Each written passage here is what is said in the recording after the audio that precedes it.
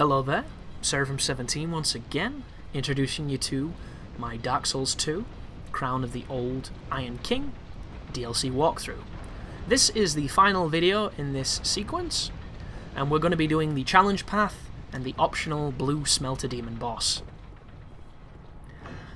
So if you've never played a DLC, what you need to be aware of is all of the DLCs follow a very similar pattern. They have two canon bosses of the Crown storyline, and then they have a single additional hidden optional boss. The blurb that FromSoft have given us when it comes to these optional bosses is this is a challenge run. Oh, these are my stats, by the way, for anybody wondering. Just pause the video to see what I'm rocking. You'll understand how it all works if you want to make this build. Don't really recommend it. It's not really much of a build. It's just kind of a dude with white hair and a cool outfit who looks like he's been in a dungeon half his life and has never seen the sun. But this is the Iron Passage, and this is what's going to lead us forward. But as I was saying, sorry, the blurb says that these are challenge paths, designated for those masochists who want to really test themselves. What this translates to in actual logic is this is the worst designed areas in the game, because all the finesse, all the nuance, all the subtle, intelligent placement of enemies and geometry has just been completely ignored for the sake of a pointless, monotonous, banal gauntlet of dudes. Like, look at this room. Two guys, an archer, a mage, and like it gets even worse when you're on New Game Cycles, and the aura around me just then that was black is essentially Tranquil Walk of Peace.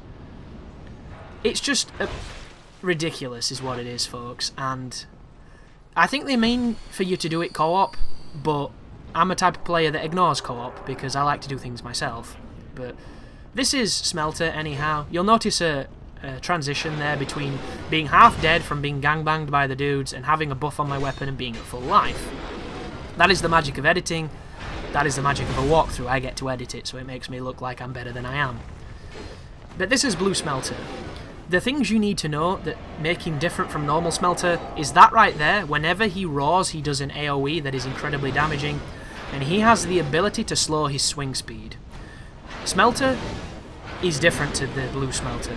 Each of them have considerably different speeds, and if you're used to normal Smelter, this fight could be a nightmare.